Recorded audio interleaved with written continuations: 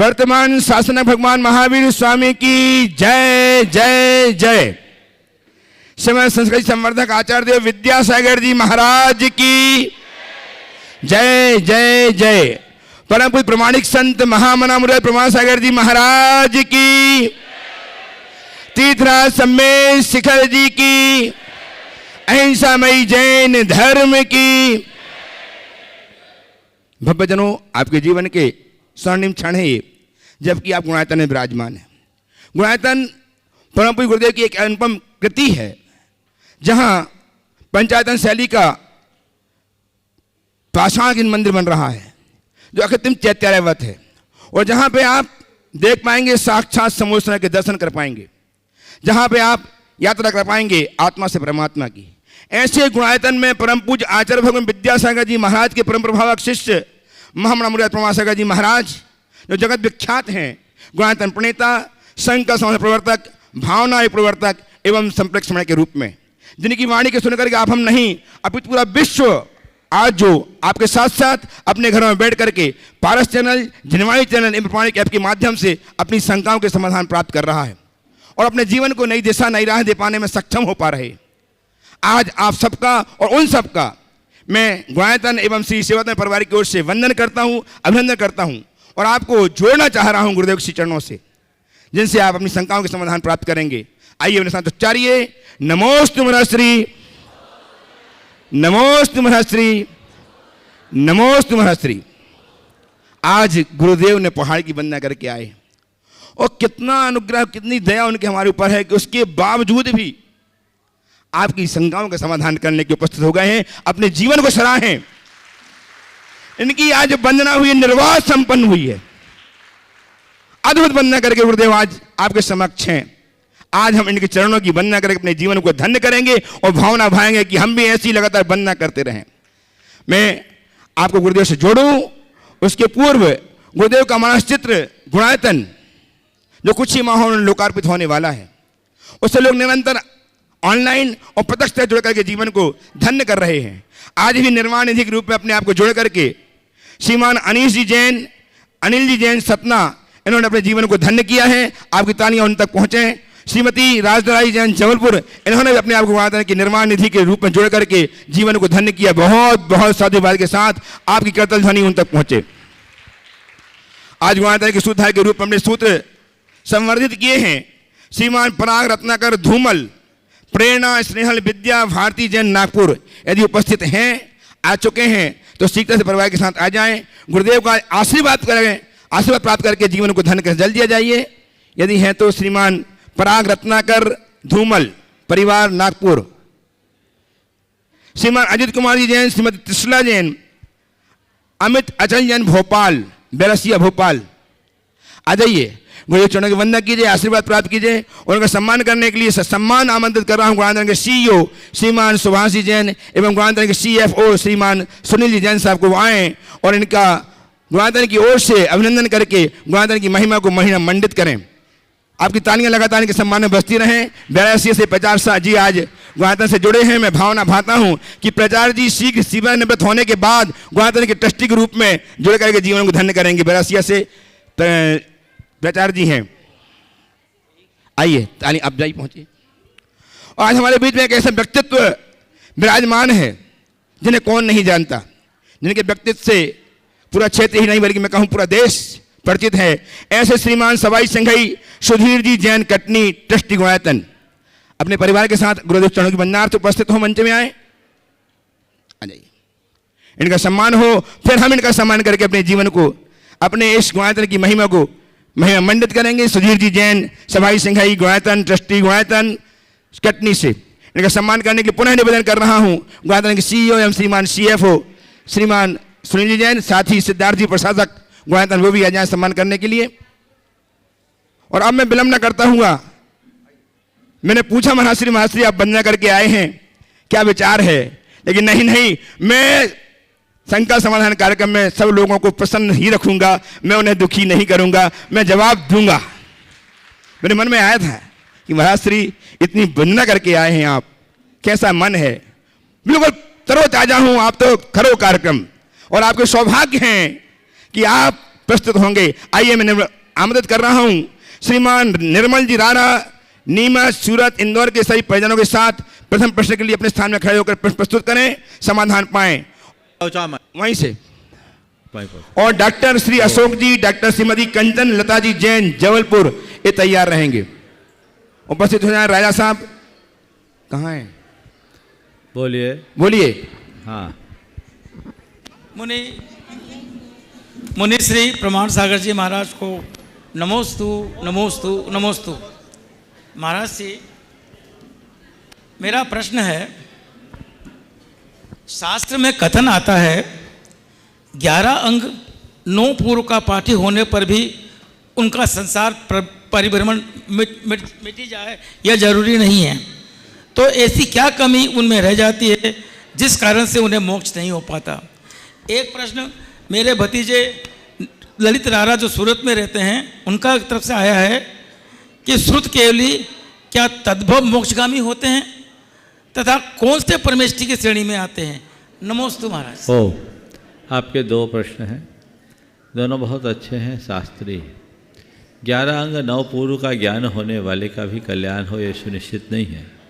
इसकी वजह उनका ज्ञान नहीं, उनके भीतर का मोह रूप मिथ्यात्व है। जब तक हमारी अंतर की परिणति नहीं बदलती तब तक जीवन का उत्थान नहीं होता। इसलिए हर प्राणी को जो अपना कल्याण चाहता है, सबसे पहला पुरुषार्थ अपने आत्मा के सम्यक ज्ञान और उसका सही श्रद्धान का करना चाहिए, तभी हम अपने जीवन को आगे बढ़ा सकते हैं। तो जिनके साथ मिथ्यात्व जुड़ा है वो कितना भी ज्ञान क्यों ना पाले, अपना कल्याण नहीं कर सकते। श्रुत केवली के संदर्भ में जो आपने सवाल किया, क्या तद्भव मोक्षगामी होता है? ऐसा कोई नियम नहीं है। भद्रबाहु श्रुत केवली तद्भव मोक्षगामी नहीं थे, अभी स्वर्ग में है और वे आचार्य परमेष्टि की श्रेणी में आए। नमस्ते महाराज जी। नमस्ते महाराज जी। नमस्ते। आइए डॉक्टर श्री अशोक जी, डॉक्टर श्रीमती कंचन लता जी जैन, जबलपुर, और तैयार हैं श्रीमान अजित जी जैन, प्राचार्य, पूर्व शिक्षाधिकारी, अपने परिजनों के साथ, बैरसिया से, भोपाल बैरसिया। बोलिए। महाराज श्री के चरणों में त्रैवार नमोस्तु नमोस्तु नमोस्तु। महाराज श्री, बहुत ये मन में विचार बार बार कौंध रहा है और ख़ास तौर से ये बड़े शहरों की बड़ी समस्या है कि आज की जो पीढ़ी है, जो बच्चे बेंगलोर, पूना, कलकत्ता, बड़े बड़े शहरों में जॉब कर रहे हैं, वे अपने संस्कारों से एकदम च्युत होते जा रहे हैं, व्यसन की ओर बढ़ते जा रहे हैं। यदि उनको कुछ अपन बोलते हैं तो बोलते हैं ये तो कारपोरेट जगत है, यहाँ तो ऐसा ही चलता है। तो महाराज श्री, इतनी नशे की लत बढ़ रही है, जहाँ देखते हैं हमें वैसा ही दिखता है, एकदम घबराहट महसूस होती है मुझे। तो ऐसे में बच्चियों को बेंगलोर, पूना, कलकत्ता, बड़े बड़े शहरों में जो रह रहे हैं और माता पिता की नहीं सुन रहे हैं, ऐसे में अब माता पिता को क्या करना चाहिए, कैसे उनको अपने सनातन की ओर ले आना चाहिए? महाराज श्री, ये बहुत दिमाग में बहुत कौंधती है ये बात। नमोस्तु महाराज श्री। आपने काफ़ी लेट ये सवाल पूछा। दरअसल पूना, बेंगलोर जाकर के ऐसा नहीं होता। ये जो गड़बड़ियाँ होती हैं वो उनके अध्ययन के काल में ही शुरू हो जाती है। जी महाराज। उच्च शिक्षा के लिए जो बच्चे और बच्चियाँ आजकल जाते हैं, वहाँ का माहौल कुछ ऐसा हो गया है कि उस माहौल में सब ढल जाते हैं। हाँ। संस्कार संपन्न लोगों में भी कई बार भटकाव देखने को आता है। तो अब ऐसी स्थिति में हम क्या करें? आपके सामने एक बड़ी दुविधा है जी। क्या हमने उन्हें उच्च शिक्षा के लिए न भेजें? तो मैं कहूँगा ये बात कतई उचित नहीं होगी। पर भेजिए, भेजने के साथ उन्हें अपने जीवन की लक्ष्मण रेखा का एहसास कराइए। बच्चों को प्रारंभिक जीवन से ही ये बातें सिखानी और समझानी चाहिए कि मेरी बाउंड्री क्या है। आज भी मेरे संपर्क में ऐसे अनेक युवक और युवतियां हैं जो पूना, बॉम्बे की बात तो जाने दीजिए, भारत से बाहर भी काम करके आ रहे हैं और किसी भी प्रकार के व्यसन का नाम तक नहीं जानते। जो लोग अपने जीवन की सीमा को ठीक तरीके से समझते हैं उनमें भटकाव नहीं आता। सबसे बड़ी कमी आज के अभिभावकों की है। वे बच्चों की पढ़ाई पर जितना ध्यान देते हैं उनके संस्कारों के प्रति उतना ध्यान कहाँ देते हैं। आप उनके प्रारंभिक जीवन से देखिए। बच्चे के लिए माँ छोटी उम्र में अलग अलग क्लासेस के लिए तो प्रेरित करेगी, पर पाठशाला जाने के लिए कितनी माताएं तत्पर होती है। धार्मिक क्रियाओं के प्रति कितने में उत्साह जगता है, और फिर उनके भीतर की आध्यात्मिकता का संदेश कितने लोग दे पाते हैं। जिसकी नींव कमज़ोर होगी वो भवन धराशायी होना ही है, और ये परिणाम महान भयानक होते जा रहे हैं, जो सबके लिए चिंता का विषय है। हालांकि इसका दूसरा पहलू भी है कि ऐसे जितने भी प्रोफेशनल लाइफ में जीने वाले लोग हैं, एमएनसीज में काम करने वाले लोग हैं, वे लोग भी अगर जुड़ रहे हैं तो उनमें आमूल चूल परिवर्तन भी आ रहा है। मेरे संपर्क में ऐसे सैकड़ों लोग हैं, ज़्यादा ही हैं, और पूरा प्रमाणिक समूह तो ऐसे ही लोगों का समूह है जो सब मल्टीनेशनल कंपनीज में काम करने वाले हैं। जिन शहरों का आपने नाम लिया उनमें ही काम करने वाले हैं और अच्छा आचरण कर रहे हैं। न केवल खुद अपनी चर्या पाल रहे हैं अपितु जैन धर्म की प्रभावना में भी लगे। तो हमें ऐसे लोगों के प्रति उपेक्षा या तिरस्कार का भाव कतई नहीं रखना चाहिए, अपितु उनके प्रति सकारात्मक दृष्टि रखते हुए उन्हें सही प्रेरणा और मार्गदर्शन दिलाने की कोशिश करनी चाहिए। मेरा अनुभव है संस्कार धूमिल होते हैं, नष्ट नहीं होते। वो राख से ढकी अग्नि की भांति होते हैं। फूंक मारते ही अग्नि फिर से दनकने लगती है। फूंक मारिए, घबराइए नहीं, और सही जगह फूंक मारिए और सही व्यक्ति से फूंक मरवाइए, तब रास्ता ठीक होगा। कई बार फूंक मारने में कभी कभी राख अपने ही मुंह में आ जाती है। आप लोग जो फूंक मारते हैं उसमें आपकी राख आपके मुंह में आती है। ऐसी फूंक मत मारिए। सुनार के यहाँ देखा है, सुनार जो क्या बोलते हैं उसको, धोकनी नहीं, उसकी वो होती क्या बोलते हैं, फुकनी होती है, चक्री से, हाँ फुकनी। तो उसमें उसको जब कभी राख हटानी हो तो फूंकनी से फूंक मारता है। कैसे मारता है? फूंकनी से फूंक मारता है। तो फूंकनी से फूंक मारने पर राख हटती है, आग दलकती है, लेकिन चेहरे पे राख नहीं आती। आप लोग फूंकते हो बिना फूंकनी के, समझ गए? फूंकनी हम लोगों से ले जाओ, फिर फूंक मारो, देखो कैसे आग निकलती। केवल टोका टाकनी और हिदायतें थोपने से किसी में परिवर्तन नहीं आता। चेतना जगाने से बदलाव आता है, समझ गए? सद्भावना के साथ आप प्रेरणा दीजिए। प्रेरणा ही फूंकनी है, आदेश नहीं। इसलिए फूंक मारिए पर फूंकनी के साथ। नमोस्तु गुरुदेव। आइए श्रीमान अजीत जी जैन, प्राचार्य पूर्व शिक्षा अधिकारी, अपने परिजनों के साथ बैरसिया भोपाल से तैयार हैं। श्रीमती सोनिया जी, श्रीमती अभिषेक जी बैरसिया। बोलिए। परम पूज्य महामुनि राज श्री निर्माण श्री प्रमाण सागर जी के चरणों में सत सत नमन। सीधे सीधे सवाल कर लो। शंका करो।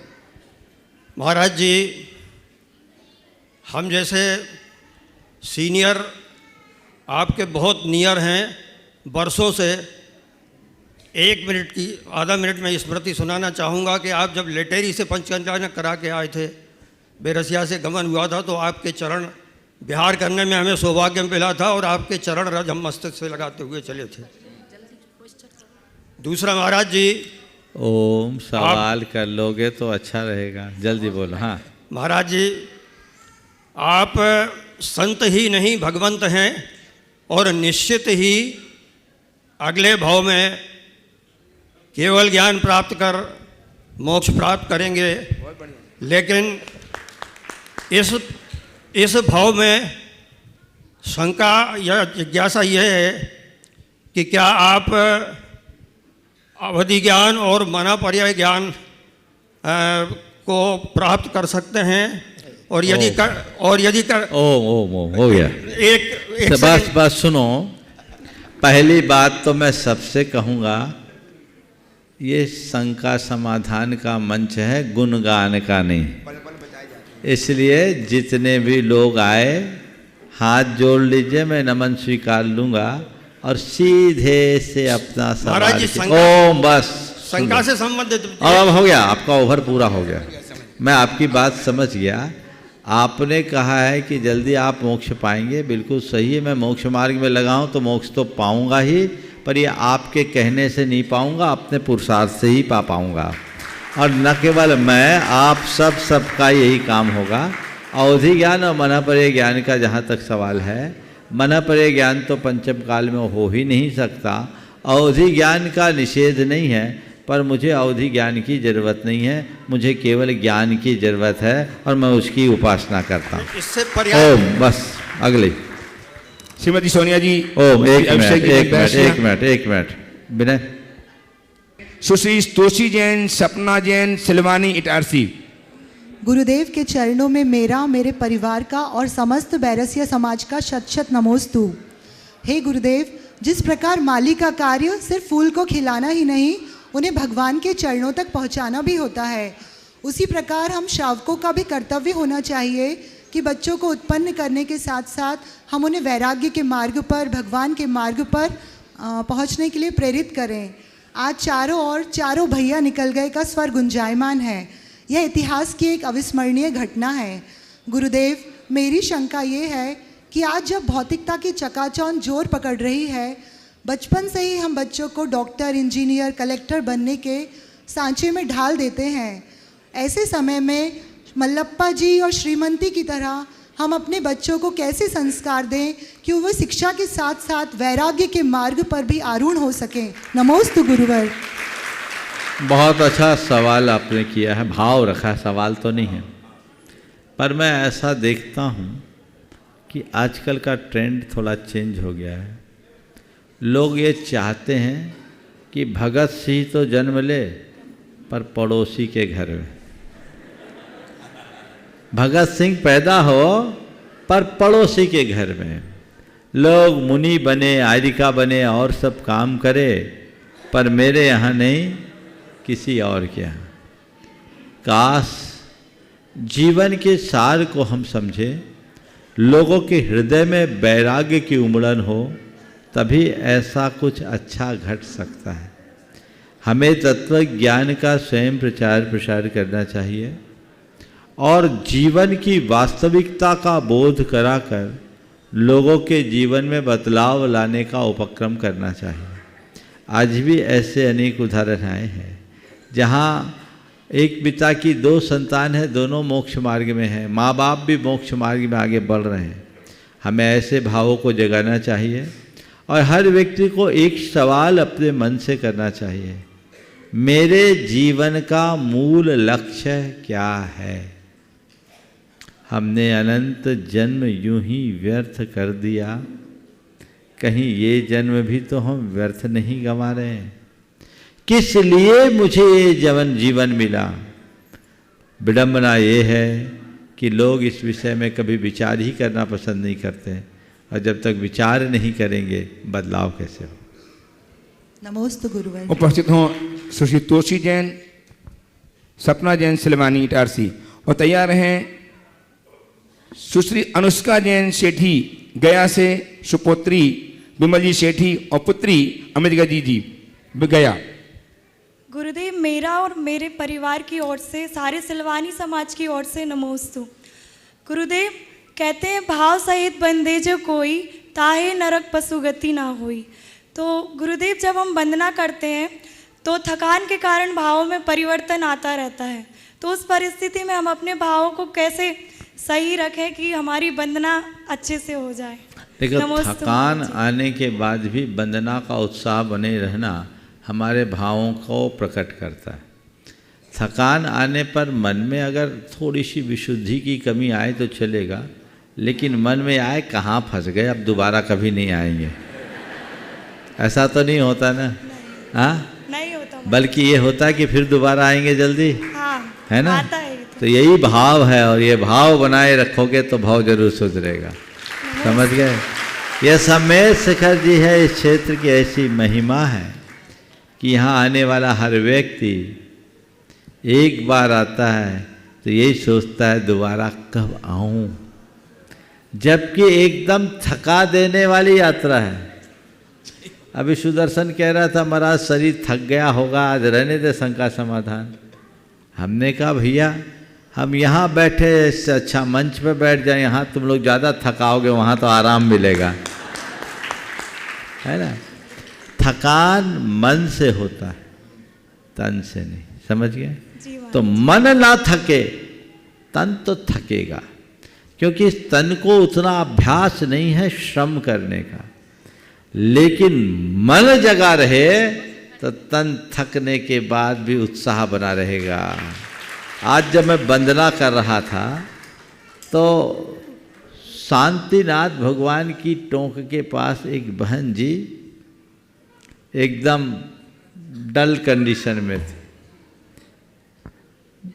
और मुझे देखा, बोले महाराज आशीर्वाद दो, चला नहीं जा रहा, वंदना पूरी हो जाए। मैंने कहा चलो मेरे पीछे लग जाओ, और मेरे पीछे लगी और वंदना कर ली। पारसनाथ टोंक में मुझसे पहले घुस गई।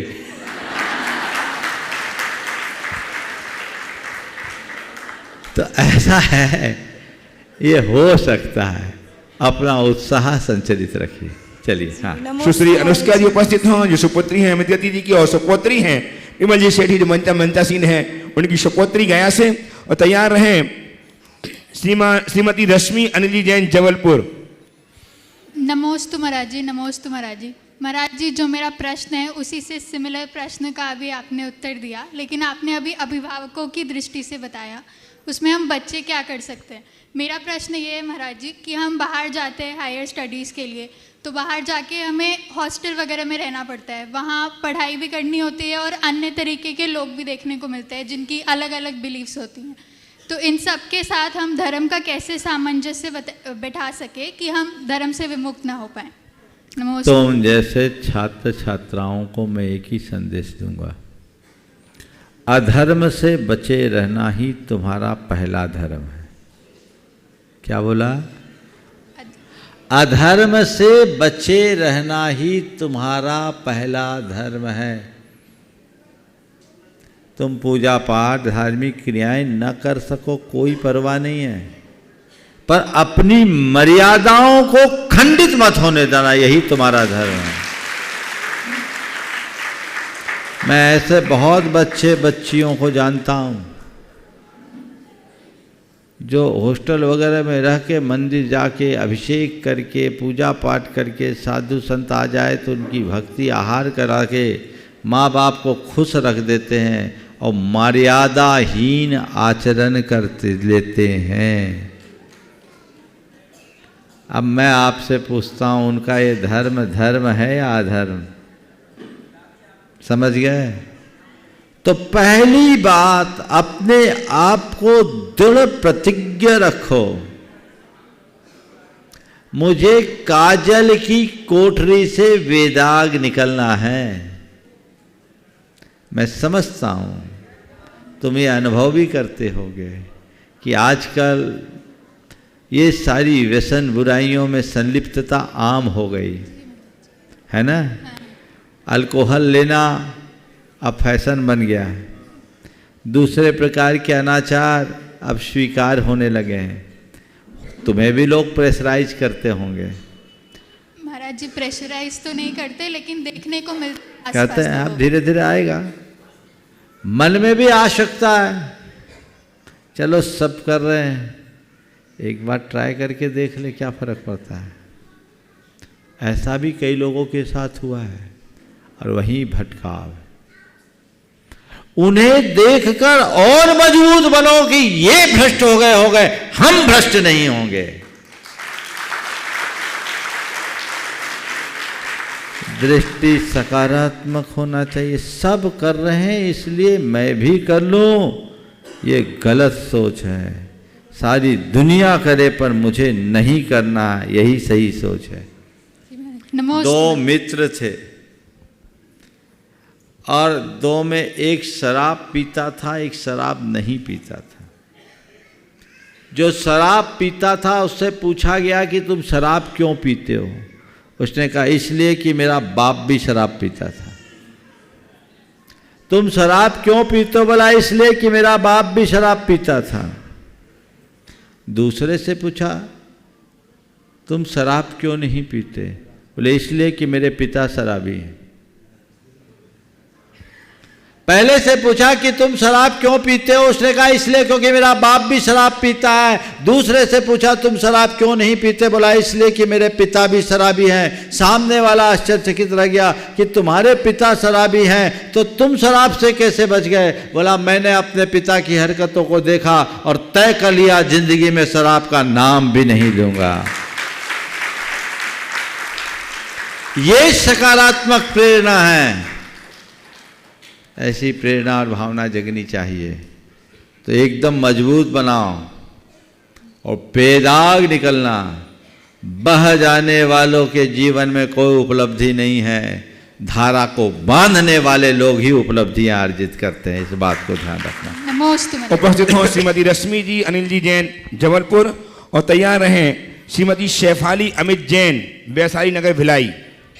महाराज श्री जी के चरणों में नमोस्तु नमोस्तु। मेरा रह गया था भैया जी। सपना जैन इटारसी। बोलो। गुरुवर के चरणों में बारंबार नमोस्तु नमोस्तु नमोस्तु गुरुवर।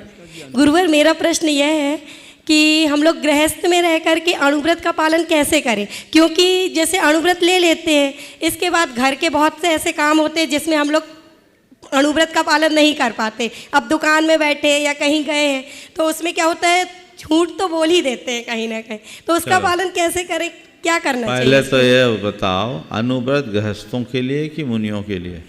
गृहस्थों के लिए है गुरुवर। तो उसका पालन गृहस्थों को करना है कि मुनियों को? यही तो गुरुवर बताइए ना। तो बता रहा हूँ, सुनो तो। अणुव्रत पालन करने के लिए है, बातें करने के लिए नहीं। आपने अणुव्रत लिया है तो अणुव्रत को निभाइए। और आप कह रहे हम गृहस्थ कैसे निभाएं? मैं आपको बता रहा हूँ, व्रती भी निभाए, अव्रती भी निभा सकता है। अणुव्रत का मतलब है छोटा सा व्रत। क्या है? अणुव्रत यानी छोटा सा व्रत। अभी मैं अणुव्रत का एक ऐसा मॉडल आप सबके बीच दे रहा हूँ जिसे एक छोटा सा बच्चा भी चाहे तो निभा सकता है, बशर्ते उसके मन में दृढ़ता हो, श्रद्धा हो। ठीक है। सबसे पहला अणुव्रत कौन सा? अहिंसा अणुव्रत, यानी स्थूल हिंसा का त्याग करना है ना। अपने स्वार्थ, अपने स्वाद आदि के निमित्त किसी जीव का घात नहीं करेंगे। मद, मांस और मधु का त्याग कर दो, आपकी अहिंसा, आपका अहिंसा अणुव्रत हो गया। हुआ कि नहीं हुआ? अब इसको पक्के से निभाओ। अब करे अरे आ गया तो ठीक, तो नहीं। मेरा मद मांस मधु का त्याग है तब त्याग ही है। ठीक है जी। दूसरा है सत्य अणुव्रत, स्थूल झूठ नहीं बोलना। ठीक है। तो झूठ तो तुम लोग बोलोगे। एक ने पूछा क्यों भाई तुमने झूठ बोलने की मशीन देखी? एक ने कहा हाँ देखी। बोले कहाँ है? बोले मेरे घर में है। झूठ बोलने की मशीन कहाँ है? बोले मेरे घर में है। तो झूठ तो लोग आदतन बोलते हैं, पर मैं आपसे कहता हूँ एक छोटी सी सीमा बना लो, जहाँ मेरा काम सच से चल जाएगा वहाँ झूठ नहीं बोलूँगा। इसमें कोई दिक्कत है? और ऐसा सच भी नहीं बोलूँगा जिससे कोई विपत्ति में फंस जाए। हो गया? ये कर सकते कि नहीं? तीसरी बात, आचौर्यानुव्रत, किसी के घर डाका डाला, किसी का गला धन हड़पा, किसी का जेब काटा पति को छोड़कर। वो तो काटते ही हैं लोग, है ना? तो इसको छोड़ दो, आचौर्यानुव्रत हो गया ना। बाकी चोरियां भी धीरे धीरे छोड़ो। यौन सदाचार का पालन करो, सदार संतोष व्रत का पालन करो, पति पत्नी एक दूसरे में संतुष्ट रहो। आपका ब्रह्मचर्यानुव्रत भी पड़ गया। और परिज्ञा परिमाण, अपने धन की लालसा को कम करते हुए अपने को अपनी आय का एक हिस्सा दान में लगाना शुरू कर दो। सबसे स्थूल परिज्ञा परिमाण हो जाएगा। हो गए 5 अनुव्रत। तालियां बजाने से नहीं होगा, संकल्प लेने से होगा। चलिए आगे। श्रीमती शेफाली जी, अमित जी जैन, वैशाली नगर भिलाई से उपस्थित हों और तैयार रहें। श्रीमान पंडित विमल जी शास्त्री जैन, बाहुल्य एनक्लेव दिल्ली।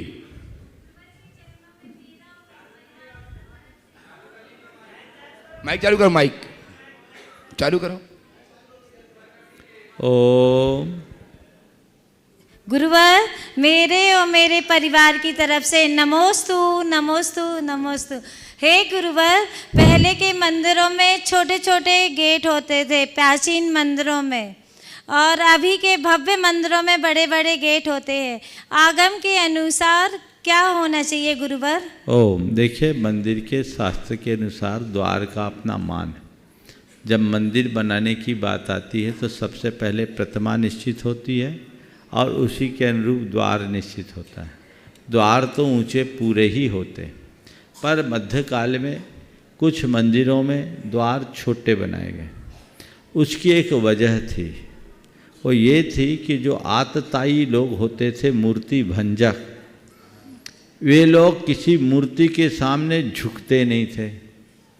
तो हमारे लोगों ने कहा इनकी कमी पकड़ो, ऐसा द्वार बनाओ कि झुके बिना जाए नहीं। और जब इनको लगेगा कि इनके सामने झुकना पड़ेगा तो वो अपने आप दूर हो जाएंगे, हमारे त्रिलोकीनाथ बच जाएंगे। ये इसके पीछे की वजह थी, समझ गए? आज तो ऐसी व्यवस्था नहीं है, इसलिए भव्य मंदिर बनाओ, भव्य द्वार बनाओ और आनंद पाओ। नमोस्तु भगवान, नमोस्तु। इनको माइक पहुंचाओ। विमल जी जैन, बाहुल्य एनक्लेव दिल्ली, और तैयार हैं श्रीमती सची सौरभ जैन इटारसी। सची सौरभ जैन अपने स्थान में खड़े हो जाएं, जिससे माइक पहुंचाया जा सके आपके पास। हे स्वामी जी, नमोस्तु। समस्त बाहुल्य एनक्लेव जैन समाज और हटा अतिशय क्षेत्र की तरफ से महाराज श्री को तिवाड़ नमोस्तु। महाराज स्वामी, महाराज श्री शाश्वती समेत सकल जी की कई बार वंदना की और कई बार 2-2, 3-3 घंटे टॉक पर खड़े होकर विधान इत्यादि भी किए।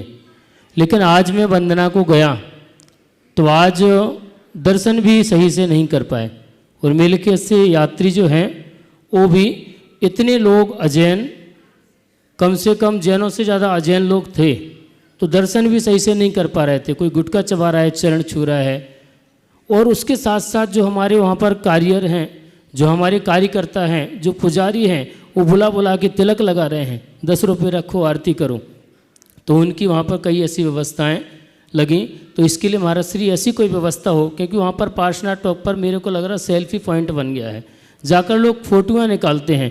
परिक्रमा में बड़े परिक्रमा नहीं दे सकते, ना अंदर परिक्रमा दे सकते। तो महाराज श्री कोई ऐसी व्यवस्था बने ताकि नीचे कोई उनका मोबाइल, पर्स, बेल्ट और उनका जो बैग होता है उसको नीचे ही जमा, जैसे अक्षरधाम इत्यादि में या अन्य मर्दों में जमा कर। आज मैं भी वंदना के लिए गया। निश्चित इन दिनों बहुत सारे लोग जाते, पर जो जाते हैं उनमें बहुतायत लोग श्रद्धालु होते हैं। आज मैं भी करके आया, ज़्यादातर मुझे श्रद्धालु दिखे। मैं बारीकी से देखते आया, कई लोग मुझे नंगे पैर भी दिखाई पड़े। जहाँ तक जूते चप्पल का सवाल है, मुझे आज जैनियों में भी जूते चप्पल बहुत दिखे। तो ये हमें खुद जागरूक होना होगा।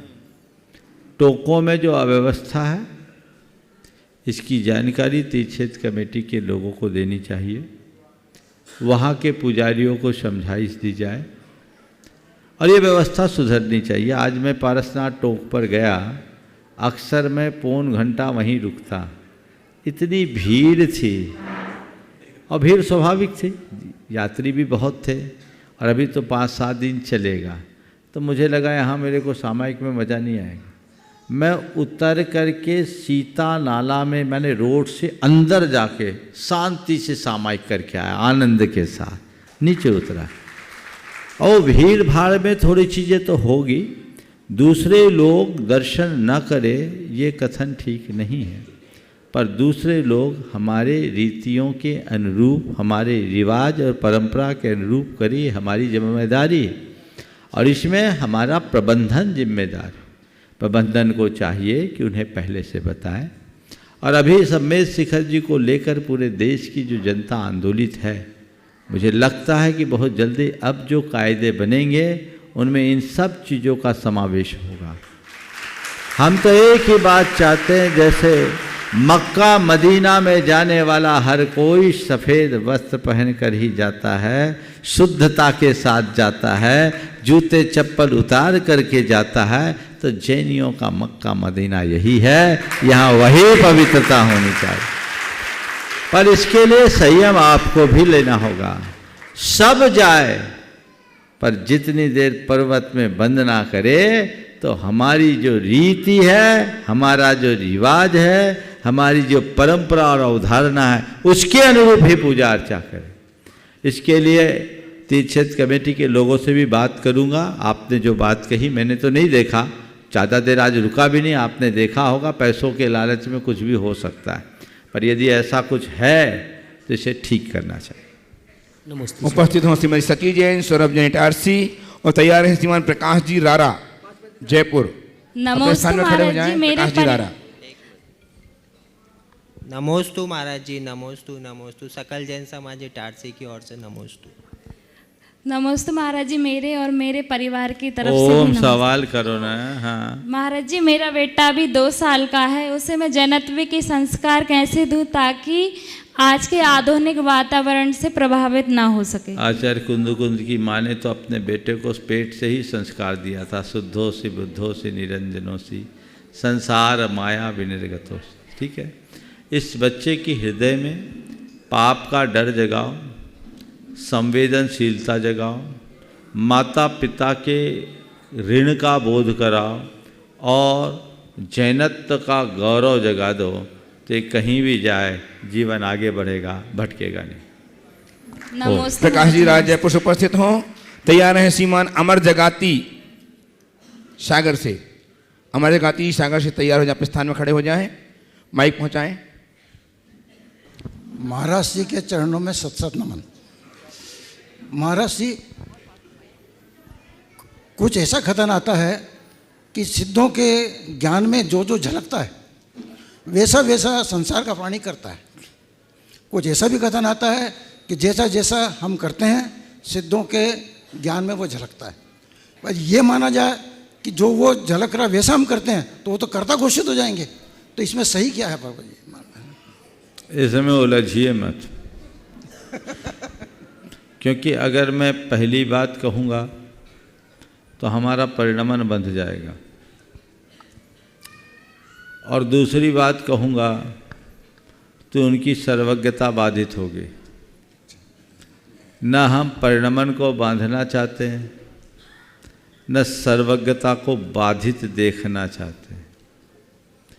जो है उसे होते रहने देना चाहते हैं। अब मैं तो आपको इतना ही कहूँगा, जैसा हमारा परिणमन है वैसे सिद्धों का ज्ञान हो, या सिद्धों का जैसा ज्ञान हो वैसा हमारा परिणमन हो। हमें इसमें दिमाग नहीं लगाना। परमात्मा के ज्ञान में क्या है इससे मुझे कोई प्रयोजन नहीं, परमात्मा का मेरे लिए उपदेश क्या है मेरा प्रयोजन उससे है। बात समझ रहे हैं? समझ गया। मैं बहुत दार्शनिक विवेचना भी कर सकता हूँ इसकी, लेकिन मुझे वो आवश्यक नहीं दिखता। भगवान के ज्ञान में क्या है, इससे हमें क्या लेने देना? हमें भगवान ही नहीं दिख रहे तो उनका ज्ञान कहाँ दिखेगा? भगवान के उपदेश में क्या है, हमारा लेना देना केवल उससे है। भगवान ने क्या कहा? प्रकाश चंद हाथ पे हाथ धर कर बैठ जा, जो कुछ होना है सब मेरे ज्ञान में आ रहा है, ये कहा क्या? ये तो नहीं कहा। क्या कहा? ये मेरे दिखाए हुए मार्ग पर चलिए। वो तो कह रहे कि अगर संसार से पार उतरना है तो परिवज्जतु सामान्यम यदि इच्छति दुख परिमोक्षम, अगर तू दुखों से जल्दी मुक्त होना चाहता है तो सामान्य को अंगीकार कर ले, यही कहा ना? यही कहा, यही कहा। तो भगवान ने हमको जो आदेश दिया, उपदेश दिया, हम उसको सुनेंगे कि इन पंडितों के उपदेश को सुनेंगे? नहीं, पंडितों के उपदेश को मतलब ही नहीं। हमें किसको सुनना है? जो भगवान ने कहा उसका उपदेश सुनना है। तो अब क्या देखना है? भगवान के ज्ञान को देखना है कि भगवान के उपदेश को देखना है? ऐसा प्रचलन आ रहा था इसलिए मैं जो बोल रहा हूँ आप बोलो ना, आप अपनी बात बोलो। क्या देखना है? भगवान का ज्ञान कि भगवान का उपदेश? उपदेश। बस समझ में आ गया? कोई कंफ्यूजन मत रखिए। जो भगवान का तत्वोपदेश है हमें केवल उसका अनुसरण करना है, बाकी का काम भगवान भरोसे छोड़ दीजिए। नमस्ते भगवान, नमस्ते। आइए श्रीमान सागर से अमर जी जगाती और तैयार हैं अवनीश जी जैन कोल्हापुर निर्माण नायक गुणायतन। बोलिए सीख तक। अमर जगाती ट्रेडिंग कंपनी सागर वालों का त्रिवार नमोस्तु नमोस्तु नमोस्तु। महाराज जी हमारा क्वेश्चन है कि मन, दिल, दिमाग और मन में क्या अंतर है? अभी कल ही उत्तर दिया इसका, चलिए परसों। महाराज जी परिस्थिति अनुसार निर्णय लेते तो हमें किसको फर्स्ट प्रेफरेंस देना चाहिए? फर्स्ट प्रेफरेंस किसको देना चाहिए तीनों में से? परिस्थिति के अनुसार निर्णय ले तो सबसे पहली प्राथमिकता किसे देना चाहिए? जो प्रसंग है उसे देना चाहिए। कल ही मैंने कहा था घर परिवार का काम हो तो अपने दिल का उपयोग करो, और व्यापार धंधे का काम है तो दिमाग का उपयोग करो। जैसे महाराज जी दान दे रहे हैं या वंदना कर रहे हैं तो हम दिल से करें, मन से करें, भाव से? मैं बता रहा हूँ, घर परिवार का काम दिल से करो, व्यापार का काम दिमाग से करो, और धर्म का काम विशुद्ध मन से करो। समझ में आ गया? जो आए कर डालो, दिमाग मत लगाओ। नमोस्तु महाराज जी। अवनीश जी जन उपस्थित हो और तैयार रहेंगे श्रीमान अनिल कुमार जी पहाड़े सोलापुर, आगे आ जाएं, हम उनका सम्मान करेंगे। शुद्ध हरि संबद्ध हुए हैं, आगे आ जाएं। नमोस्तु महाराज जी, नमोस्तु महाराज जी, नमोस्तु महाराज जी। महाराज जी हर किसी के लाइफ में इन 4 प्रसंग जो मैं बताने चाह रहा हूँ वो शायद होते ही होंगे, उनका समाधान चाहिए। पहला प्रसंग जैसे कि किसी ने कोई प्रश्न पूछा, हमने सच जवाब दे दिया, वो बात खत्म हो गई। दूसरा प्रसंग किसी ने जवाब पूछा, हमने झूठ बोल दिया, सामने वाले को वो झूठ पता चल गया, दोष वहीं खत्म हो गए। तीसरा प्रसंग कि किसी ने पूछा, हमने झूठ बोल दिया लेकिन उसे पता ही नहीं चला कि हमने झूठ बोल दिया। और चौथा प्रसंग उसने पूछा ही नहीं और हमने बताया ही नहीं। तो इन आखिरी के जो 2 प्रसंग हैं, इन प्रसंगों में क्या मतलब गिल्ट तो रहता है कभी कभी, लेकिन इसका निवारण कैसे करें? देखो, पहली बात सच पूछे और उसमें सबका भला हो तो सच बोल दो। लेकिन सच पूछने के बाद अगर बताने से किसी का नुकसान हो तो उसको टाल दो। झूठ मत बोलो पर टाल दो। समझ गए? टालने की कला तो हम लोगों के पास है ना, माहिर है। टाल दो। एक आदमी को अपने घर का छप्पर छवाना था। अब छप्पर छवाना था, उसकी नसैनी टूट गई। वो पड़ोसी के यहाँ गया, बोला भैया अपनी नसैनी दे दो तो हम अपना छप्पर छवा लेंगे। बोले क्या बताएं भाई, नसैनी तो दे देते हैं पर नसैनी संदूक में रखी है और चाबी लड़का लेकर गांव गया। सामने वाले को विचित्र लगा, बोले इतनी बड़ी नसैनी संदूक में कैसे रखी जाएगी? तो उसने कहा तुम क्या सोचते हो मैं सीधे सीधे बोल दूं कि नसैनी नहीं दूंगा? तो थोड़ा मुलम्मा चढ़ा करके बोलना पड़ता है। तो जहां आप सच कहने की स्थिति में नहीं हैं, कुशलतापूर्वक बात को टाल दीजिए। यथासंभव झूठ से बचिए। और कोई पूछे ही नहीं तो कोई प्रसंग ही नहीं। नमस्ते। आइए श्रीमान अनिल कुमार जी पहाड़े जो आज गुणायतन के सूत्रधार को संबद्ध हुए हैं, हमको सम्मान करेंगे। अनिल कुमार जी पहाड़े ठीक तरह से आ जाएं। और इस बीच में सूचना दे रहा हूँ आपको, अनिल जी आपके समक्ष ऐसा सुअवसर आने वाला है। अनिल जी पहाड़े अनुपस्थित, आगे आगे बढ़िए। नहीं तैयार रहेंगे। सवाई संघ श्री सुधीर जी जैन कटनी से उसके पूर्व सूचनाएं 22 से 27 फरवरी तक आपके पुण्यवर्धन का अवसर आपके समक्ष है। जबकि गुणायतन में 108 जिन ब्रह्मों की पंचकर्म प्रतिष्ठा का आयोजन होगा, जिसके महापात्रों का चयन एक तिथि घोषित की जाएगी जिसमें होगा। और यदि कोई उस आयोजन में सम्मिलित होना चाहता है तो मात्र 51,000 की राशि में इंद्रदानी बने करके पुण्यवर्धन का लाभ ले सकते हैं 22 से 27 फरवरी तक। और 28 तारीख से जो प्रतिमाएं प्रतिष्ठा को प्राप्त होंगी, उन्हीं प्रतिमाओं की हम सद्यः प्रसूत या सद्यः प्रतिष्ठ प्रतिमाओं की अर्चना करेंगे मूल संस्कृत विधान के माध्यम से, जो गुरुदेव कराया करते हैं। मूल संस्कृत विधान 108 मंडली मूल संस्कृत विधान 28 फरवरी से 8 मार्च तक आयोजित है। इसमें 108 मंडल होंगे। 108 मंडल में आप मंडल आरक्षित करके मात्र 3,11,000 की राशि में पुण्यार्जन प्राप्त कर सकते हैं। एक मंडल में आपको 8 व्यक्तियों के आपकी पूरी सारी व्यवस्थाएं हम आपको देंगे। मात्र 3,11,000 की राशि में आप मंडल आरक्षित करके इस पुण्य के कार्य को संपादित करने में सक्षम हो पाएंगे। और इन दिनों में आप अपने जीवन को जोड़ने के लिए अभी तुरंत ही कार्यालय संपर्क करके इस कार्यक्रम में आरक्षित अपना मंडल कर सकते हैं। आइए श्रीमान सुधीर जी, सवाई संघ सुधीर जी कटनी से, और तैयार रहेंगे श्रीमान रोहित जी जैन दमोह।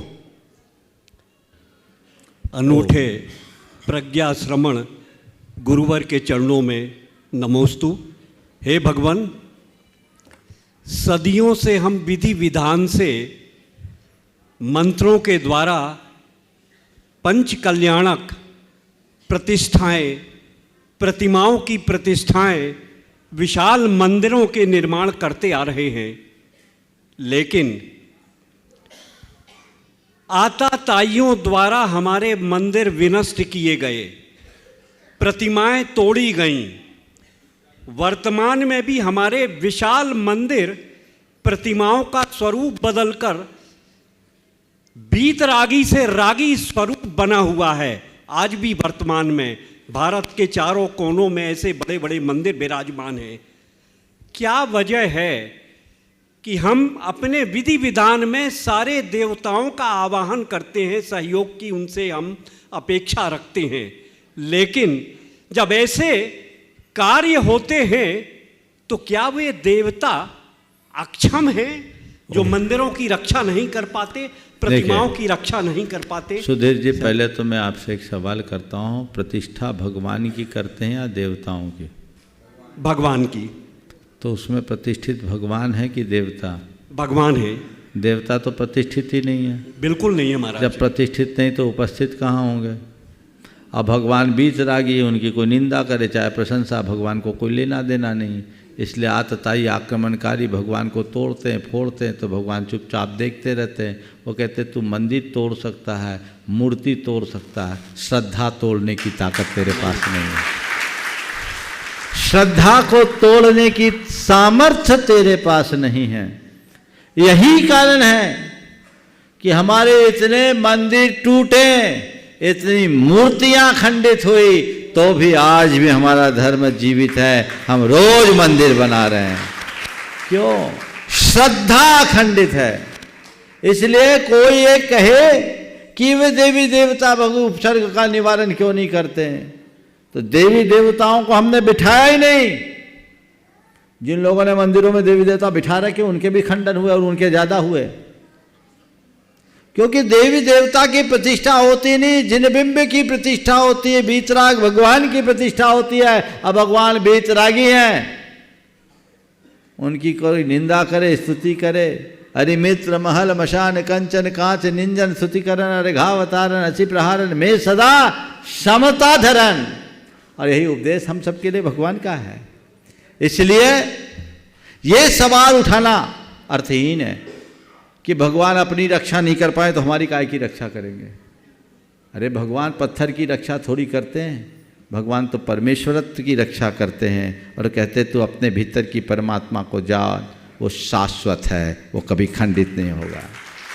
मूर्ति खंडित हो सकती है, भगवान खंडित नहीं हो सकते। तो भगवान का दिशाबोध उस परम तत्व के लिए, उस शाश्वत सत्ता के लिए है। हम उस शाश्वत का आनंद लें, उस शाश्वत सत्ता का एहसास करें, जिससे अपने जीवन को आगे बढ़ा सके और अपने जीवन के पथ को प्रशस्त किया जा सके। इसलिए ये प्रश्न मुझे अप्रासंगिक दिखता है। ये आज नहीं, कभी अतीत में भी ऐसा ही हुआ। हाँ, भगवान न तो मंदिर बनाते हैं, न भगवान मंदिर बचाते हैं। भगवान मंदिर बनाते भी नहीं, भगवान मंदिर बचाते भी नहीं। भक्त मंदिर बनाते हैं और भक्त ही मंदिर बचाते हैं। जब जब भक्त समर्थ होंगे, हमारा मंदिर सुरक्षित रहेगा। तो भगवान के भक्तों को मजबूत बनना होगा। भक्तों की ताकत जब तक होगी, हमारे धर्मायतन सुरक्षित रहेंगे। और भक्त जिस दिन विमुख हो जाएंगे, कोई भी धर्मायतन सुरक्षित नहीं होगा। अतीत में भी भक्तों ने ही भगवान के मंदिर को संभाला है। सगर चक्रवर्ती के 60,000 पुत्रों ने भरत चक्रवर्ती के द्वारा कैलाश पर्वत पर बनाए गए जिनालियों की सुरक्षा के लिए गंगा को खाई खोद कर बहाने का काम किया। चक्रवर्ती भरत ये भी कह सकता था, भगवान के पास अपार ताकत है, इस मंदिर को कोई हाथ नहीं लगा सकता। पर चौथे काल में उस समय को आतताई पैदा नहीं हुआ था। तभी सगर चक्रवर्ती ने घोषणा कर दी थी कि आने वाले दिनों में दुष्ट लोग आएंगे, ईंटें उखाड़ के ले जाएंगे, मंदिर सुरक्षित कर लो, क्योंकि वो सब कर्म फूटे होंगे। तो बचाया भगवान ने कि भक्त ने? भक्त ने। तो भक्तों जागो, अपने धर्मायतनों की रक्षा के लिए तत्पर हो जाओ। किसी भी धर्मायतन में आ चाहे, तन मन धन सब कुछ वार दो। ये हमारा प्राण है, हमें उसे लगाना होगा। जब तक तुम्हारी श्रद्धा होगी, जब तक तुम्हारी भक्ति होगी, सब सुरक्षित होगा। इसलिए भगवान पर कोई आरोप मत लगा। भगवान ने कहा हमारा मंदिर बनाओ, तुम हमको पूजो नहीं महाराज। किसने कहा? तुम्हारी श्रद्धा ने, तुम्हारी भक्ति ने, तो तुम उसे बचाओ ना। तुमने बनाया है तो बचाने की जिम्मेदारी भी तुम्हारी है। और देवताओं को देखकर भगवान का मंदिर मत बनाओ, दिव्यता को देखकर भगवान का मंदिर बनाओ। अपने भीतर की दिव्यता को उद्घाटित करने की कोशिश करो, तब कल्याण होगा। तो हम सही पथ का अनुसरण करें, सही मार्ग पर चले। यही संदेश लेकर अगर हम आगे बढ़ेंगे, सुनिश्चित तौर पर हम अपने जीवन का पथ प्रशस्त कर सकेंगे। आइए रोहित जी जैन दमोह से तैयार हैं श्रीमती प्रतिभा जी, सुजीत कुमार जी जैन आगरा से अपने साथियों के साथ। गुरुवर के चरणों में हमारे पूरे परिवार की ओर से नमोस्तु नमोस्तु नमोस्तु। मेरा श्री, हमारा मन का एक प्रश्न है, क्या मंदिरों में भी जहाँ साक्षात त्रिभुवन के स्वामी विराजमान होते हैं, क्या वहाँ भी दृष्टि दोष होता है क्या? अरे उनमें हो या ना हो, हमारी दृष्टि में दोष है कि नहीं? तो दृष्टि दोष नहीं है, दृष्टि में दोष है। मेरा श्री दृष्टि दोष सुनो तो बोल रहा हूँ, तुम्हारी बात समझ ली। वास्तु शास्त्र के अनुसार जब हम बिंब बनाते हैं, उसकी दृष्टि सही होनी चाहिए, सही स्थान पर पड़ना चाहिए।